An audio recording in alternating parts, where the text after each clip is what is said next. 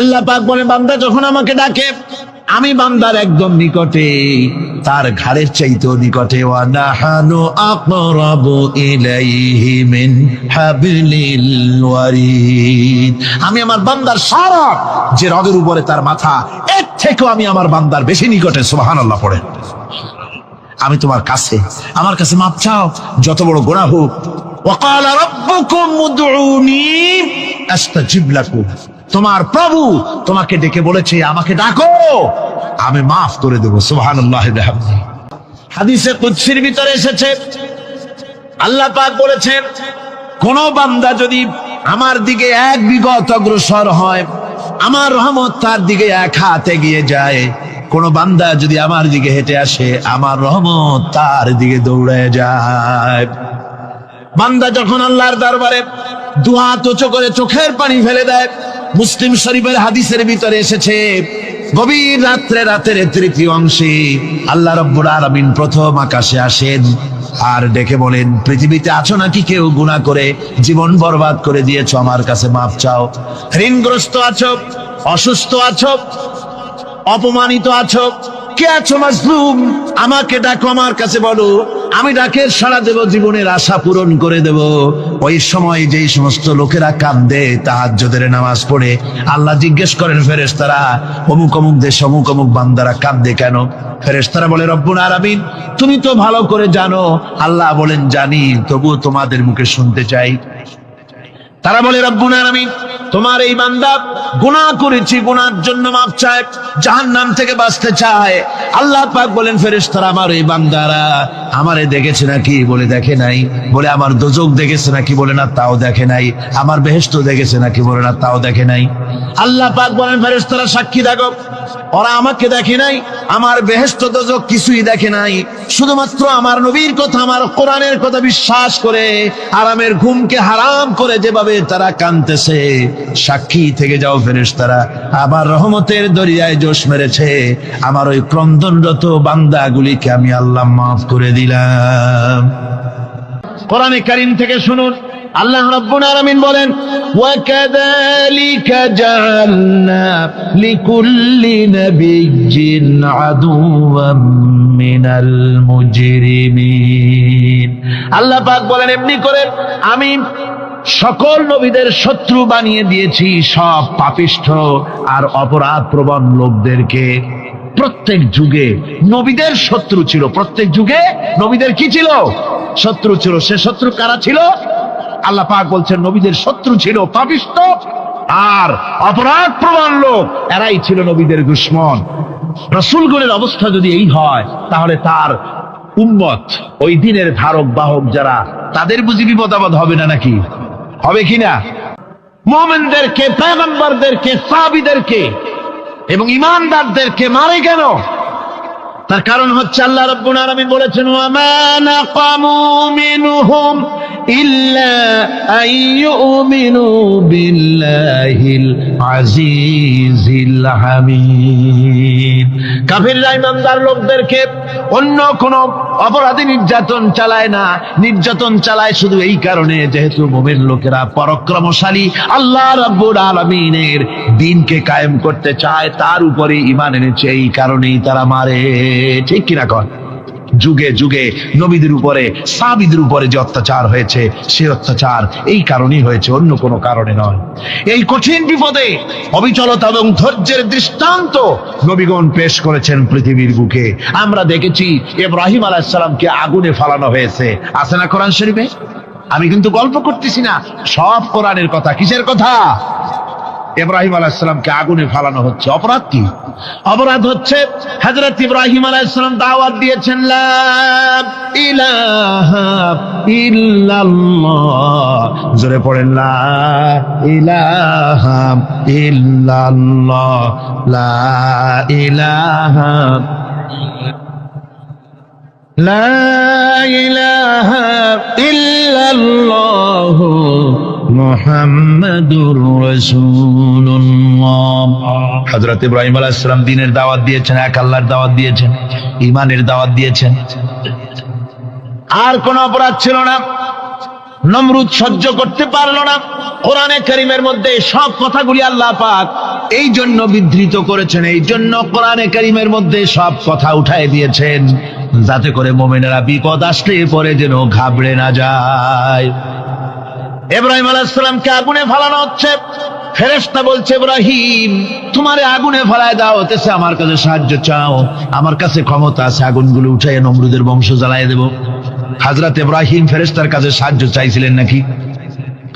তিনি বললেন ফেরেশতা তোমার কাছে সাহায্য কেন চাইব? আমি তো এমন কোন অন্ধ আল্লাহর ইবাদত করি না যেই অন্ধ স্রষ্টা তার গোলামের দুঃখ দুর্দশা না দেখেন, আমি তোমার কাছে সাহায্য চাইব না। হযরত ইব্রাহিম আলাইহিস সালাম পাশ করলেন। কি বলেন, পাশ করছেন না? ঈমানের পরীক্ষায় পাশ। আগুনের মধ্যে হযরত ইব্রাহিমকে যখন ফেলানো হচ্ছে, রব্বুল আলামিন আগুনের প্রতি নোটিশ করে দিলেন, ইয়া নারু কুনি বারদাও ওয়া সালামান আলা ইব্রাহিম। আগুন আমার ইব্রাহিমের জন্য শান্তিদায়ক ঠান্ডা হয়ে যা। এখন কি আর আগুনের বাপের ক্ষমতা আছে ইব্রাহিমরে পোড়ানো? আর ক্ষমতা নাই। আমার বন্ধুগণ, ইব্রাহিম আগুনের ভিতরে আরামে বসা আছেন, আর ওদিকে নমরুদ বসে বসে দেখতেছে দূর থেকে ইব্রাহিম তো জ্বলে না, গায়ের মধ্যে আগুন জ্বলে গেল। ডাক দিয়া কয়, আগুন তোর হলো কি? কেন জ্বালাইতে পারিস না আমার দুশমন রে? হলোটা কি তোর? তোর কি জ্বালানো শক্তি বন্ধ হয়ে গেল নাকি? আগুনের ভিতর থেকে জবাব এলো, নমরুদ রে আমার ভিতরে জ্বালানো শক্তি আছে কি নাই যদি প্রমাণ করতে চাও, টেস্ট করতে চাও, তুই নিজে আয়, তোরে শুদ্ধ তামাম দুনিয়া জ্বালাই দিতে পারি, ইব্রাহিমের এক গাছা পশমও জ্বালাইতে পারি না। তার কারণ হচ্ছে আমি হচ্ছি মাখলুক, আল্লাহ হচ্ছেন খালিক। আল্লাহ আমাকে বলেছেন না জ্বালাতে, তুমি 1000 বার বললেও আমি ইব্রাহিমকে জ্বালাইতে পারবো না। কোরআনে কারীমে ঘটনা বলে মুমিনদেরকে সাহস দেওয়া হচ্ছে, মুমিনেরা দ্বীনের কাজ করতে গিয়ে বিপদ আবাজ আসবে, ঈমানের দাবি হলো বিপদ আসবে, আর বিপদ আসলে ঘাবড়ায় যেও না, মুসিবতে পড়ে চিন্তায় পেরেশানে হয়রান হয়ে যেও না। বিশ্বকবি আল্লামা ইকবাল কি সুন্দর করে বলেছেন, আজ ভি হোক জু ইব্রাহিম কা ইমা पैदा आग कर सकती है एक अंदाज गुलिस्तां पैदा। ইব্রাহিমের ঈমান যদি আজিও কোথাও হয় বিদ্যমান, করতে পারেন অগ্নিকুণ্ডে খুবসুরত এক গুলিস্তান। আজও যদি আগুনের ভিতরে কোন নমরুদ কোন ইব্রাহিমকে যদি ফেলে দেয়, আল্লাহ রাব্বুল আলামিন আজও আগুনকে ফুলের বাগান বানায়া দিবেন। সুবহানাল্লাহ। ভয় পাওয়ার কারণ নাই, চিন্তা করার কোনো কারণ নাই। আমার বন্ধুগণ, হযরতে হুদ আলাইহিস সালামকে যখন সমাজের লোকেরা, রাষ্ট্রের লোকেরা ঘিরে ফেলে দিল, সমাজ শক্তি রাষ্ট্র শক্তি যখন তাকে ঘিরে ফেলে দিল, ষড়যন্ত্রের পাহাড় তুলে দিল, তারে মেরে ফেলে দিবে, হযরত হুদ দেশ থেকে তা পালায় গেলেন না, ভয় পেলেন না। হযরতে হুদ আলাইহিস সালাম বললেন, কোরআনে কারীমে হযরত হুদের কথা কোট করা হলো, ফাকিদুনি জামিআন সুম্মা লা তুনজিরুন। সম্মিলিতভাবে ষড়যন্ত্র করো আমার বিরুদ্ধে, সবাই মিলে ষড়যন্ত্র করো, সুম্মা লা তুনজিরুন, আর আমাকে এতটুকু অবকাশ তোমরা দিও না।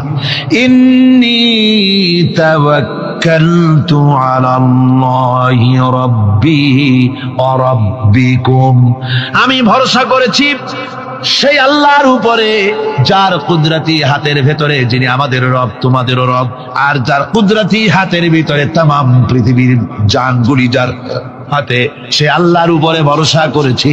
ষড়যন্ত্র যদ্দূর আছে করতে থাকো, আমি ষড়যন্ত্র পরোয়া করি না। সুবহানাল্লাহ।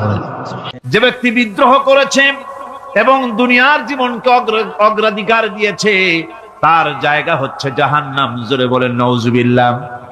যে ব্যক্তি আল্লাহর সঙ্গে বিদ্রোহ করেছে আর পরকালের জন্য পাথর জোগাড় করে নাই, দুনিয়াকে অগ্রাধিকার দিল, পরকালকে ভুলে গেল, তার জায়গা হলো জাহান্নাম। وَأَمَّا مَنْ خَافَ مَقَامَ رَبِّهِ ونهى النفس عن الهوى فإن الجنة هي المأوى। আর যে ব্যক্তি আপন প্রভুর সামনে উপস্থিত হকে ভয় করেছে এবং আপন প্রবৃত্তিকে লালসা মুক্ত করেছে, লালসার হাত থেকে রক্ষা করেছে, আল্লাহ রব্বুল আলামিন কিয়ামতের দিন তার জন্য রেখে দিয়েছেন জান্নাত। তার জন্য কোন জায়গা? জান্নাত।